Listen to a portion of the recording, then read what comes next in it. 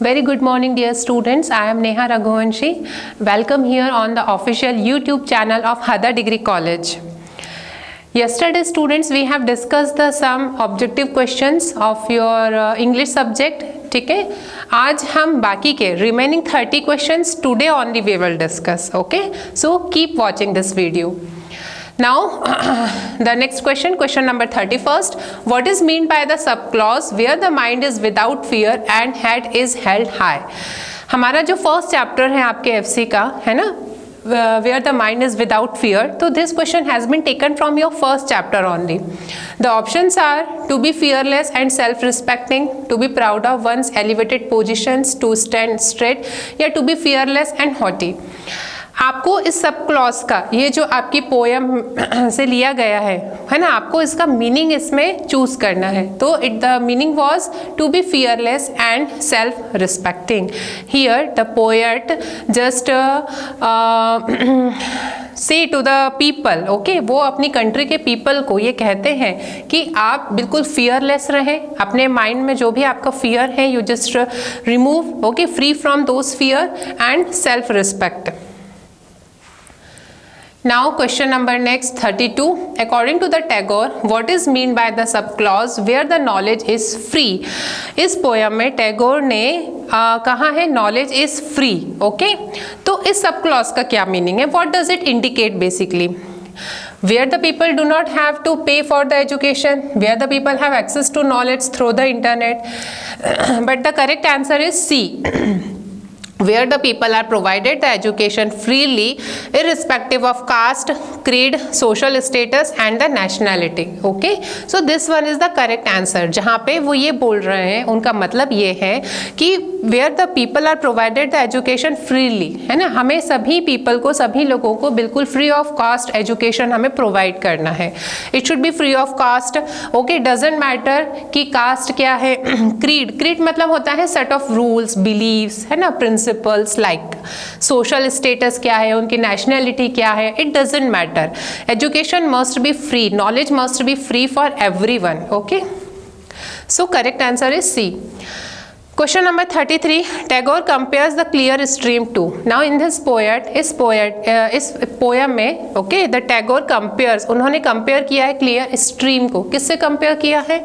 Your options are dreary desert, reason, dead habit या narrow domestic wall. तो हमने पढ़ा है, जैसे कि हम ऑलरेडी डिस्कस कर चुके हैं, in this poem the Tagore compares the clear stream to the reason. The correct answer is reason. Question number 34. In the sentence where the mind is led forwarded by thee, okay, the word thee refers to. Now in this sentence where the mind is led forward by thee, तो thee का क्या मतलब है? दी किसे refer करता है? Father को, poet को, गॉड को और यू को. तो the correct answer is God. Okay, because in this poem the Tagore is praying to the God. वो गॉड को प्रे, मतलब एक तरह की प्रेयर है ना, तो वो गॉड को प्रे कर रहे हैं. Okay, where the mind is without fear is. The options are a story, a play, a poem and ऐसे. तो ये क्या है? स्टोरी है, ऐसे है, पोएम है ना. Correct answer is the poem. Tagore compares the reason with. अब देखिए, यही सेम क्वेश्चंस अभी हमने पहले भी डिस्कस किया था, है ना, क्वेश्चन नंबर 33 में. But there is another way to ask the same questions. Okay, आपको एक ही क्वेश्चंस अलग अलग वे में भी, डिफरेंट वे में भी they can ask. Tagore compare the reason with river, stream, ocean या waterfall. So the correct answer is stream. The poet where the mind is without fear is addressed to. Already I have said that कि this is the prayer in which our poet Tagore, Rabindranath Tagore, pray to the God. वो God से pray करते हैं. तो where the mind is without fear is addressed to, ये किसे address करके लिखी गई है ना? द पोएट को, गॉड को, पोएट्स फादर को या पोएट्स मदर को. तो आप क्या चूज करेंगे? गॉड. ओके, क्योंकि वो गॉड को एड्रेस करके ही बोल रहे हैं. Next question. Tagore got the Nobel prize for the literature in the year. Tagore को अपने लिटरेचर के लिए उन्हें नोबेल प्राइज मिला था. And in which year? In the 1913. Okay, 1913. Option C your answer. They are giving the different options आपको मिलेंगे for your confusion, but you should know properly what is the actual year, okay, whether when they got the Nobel prize. Question number 39, at what age did the Velan leave the home? Velan ने किस age में अपना घर छोड़ा था? तो the correct answer is 18। When the Velan was 18 years old, he left his home. Question number 40, what did Velan do with the unwanted plants? Okay, जैसे कि हमने स्टोरी में देखा था, जो वेलन है जब बहुत सारे अनवांटेड प्लांट्स आ जाते हैं, ग्रो अप हो जाते हैं, तो वेलन क्या करता है? Your options are he dug out the unwanted plants, he did nothing, उसने कुछ भी नहीं किया, he grew the unwanted plants, या he burned the unwanted plants. So you will choose he dug out the unwanted plants. Option A will be your answer. Question number 41. Choose the most appropriate pronouns for the given sentence. Now this question is based upon the pronoun. The cat bite, okay, it should be the bite, यहाँ पे bite होना चाहिए. The cat bite, B-I-T-E, dash, tell and hurt dash, okay. अब देखिए cat क्या है यहाँ पे? एनिमल है ना. हर हम कब लगाते हैं? जब यहाँ पे फीमेल होता है, ओके, गर्ल्स के लिए, वुमेन्स के लिए, तो हम यहाँ पे हर लगाएंगे. अगर हमारे सब्जेक्ट में आई होता तब हम यहाँ पे माय लगाते हैं, लेकिन ऐसा कुछ नहीं है ना. कैट आपका एनिमल है, तो एनिमल्स के लिए हम क्या प्रोनाउन प्रेफर करते हैं? It, okay, it and itself. This pronoun will be use for the cat. तो आप क्या लिखेंगे? The cat bite itself tail, sorry, the cat bite its tail. Cat ने अपनी जो टेल है उसको बाइट किया, एंड हर्ट इटसेल्फ, और अपने आप को ही उसने हर्ट कर लिया. So your answer will be the cat bite its tail and hurt itself. Option C. 42. Select most appropriate options to fill the blank. अब again you need to choose the proper options. Nobody will believe dash you have just said. कोई भी believe नहीं करेगा जो तुमने अभी कहा, okay? That, who, what and which. तो this is very simple. Nobody will believe what you have just said, okay? Answer will be what. Don't be confused. Question number 43. After the interview, when I looked back, I was annoyed with dash for not answering a question properly. What does this line indicate? After the interview के बाद, when I looked back, जब मैंने पीछे देखा, I was annoyed, मैं बहुत गुस्सा था, मुझे अपने आप में बहुत गुस्सा आ रहा था. with myself for not answering a question properly, है ना. The person is same over here. इस पूरे सेंटेंस में पर्सन अपने आप के बारे में बात कर रहा है, अपने बारे में बता रहा है. दैट्स वाई हम यहाँ पे क्या चूज करेंगे? My self, because the person is talking about himself only. So I was annoyed, मैं बहुत गुस्सा था, नाराज था, अपने आप पे बहुत एंग्री था with my self for not answering a question properly, क्योंकि मैंने इंटरव्यू में प्रॉपरली क्वेश्चंस के आंसर्स नहीं दिए थे. That's why. Okay. Question number 44. Which tense is used to indicate an action that had already finished before the another action took place? अब tense already हम देख चुके हैं, है ना. तो टेंस में आपको यहाँ पे उन्होंने पूछा है कि आपको देखिए ऑप्शंस यहाँ पे गिवन है. 4 टेंसेस के ऑप्शंस आपको गिवन है. Past indefinite tense, past perfect tense, past continuous tense और past perfect continuous tense. The first thing is that you should know properly the definition and the main structure of this tense. Now they are asking about the action that had already finished. एक action, here they talked about the 2 actions. Okay, one action had already finished before. Okay, before another action took place. तो which tense is this? Past perfect tense. Okay, जहाँ पे आपकी एक action already finish हो जाती है और उसके finish होते ही आपकी next action है ना हो जाती है, took place. Okay. Past perfect tense. 45. Identifying the part of speech the underlined word belongs to. अब this question is based upon the part of speech. आपको बताना है. She yelled when she hit her toe. She yelled. What is the meaning of yelled? It means to shout very loudly. Okay, बहुत जोर से चिल्लाना. To shout very loudly. तो यहाँ पे इसमें अंडरलाइन किया है she yelled.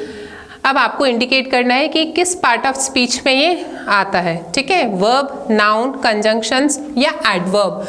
This is the action, she performs the action, यहाँ पे वो एक्शन परफॉर्म कर रही है, वो बहुत जोर से चिल्ला रही है, ठीक है। शी एल्ड, उसने बहुत जोर से चिल्लाया, she shouted very loudly when she hit her toe, okay. So ये क्या है यहाँ पे, वर्ब है।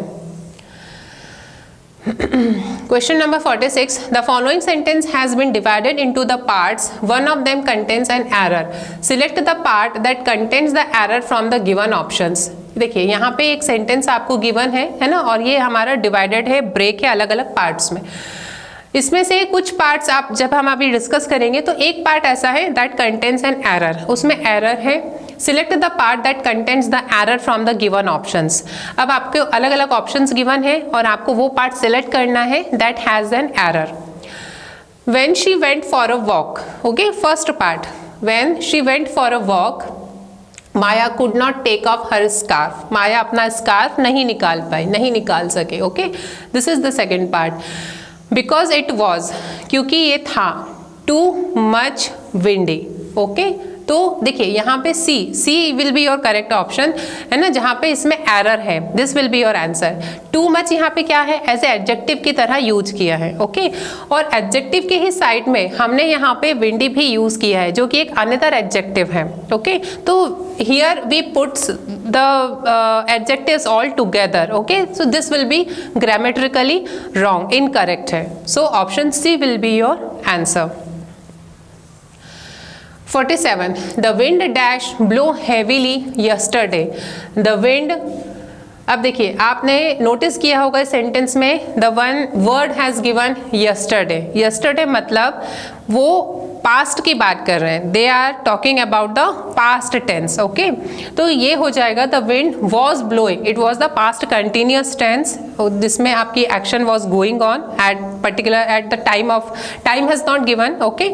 लेकिन हमें इतना पता है कि हाँ this action is about the past continuous tense, तो हम क्या बोलेंगे, the wind was blowing heavily yesterday, okay. Just read the sentence carefully, और जैसे ही आपको यस्टरडे यहाँ पे शो होता है, okay, you should be click in the mind, आपको माइंड में क्लिक होना चाहिए कि हाँ it was the past continuous tense के बारे में वो बोल रहे हैं, तो उसके अकॉर्डिंगली आप वॉज का स्ट्रक्चर यहाँ पे चूज करेंगे। 48.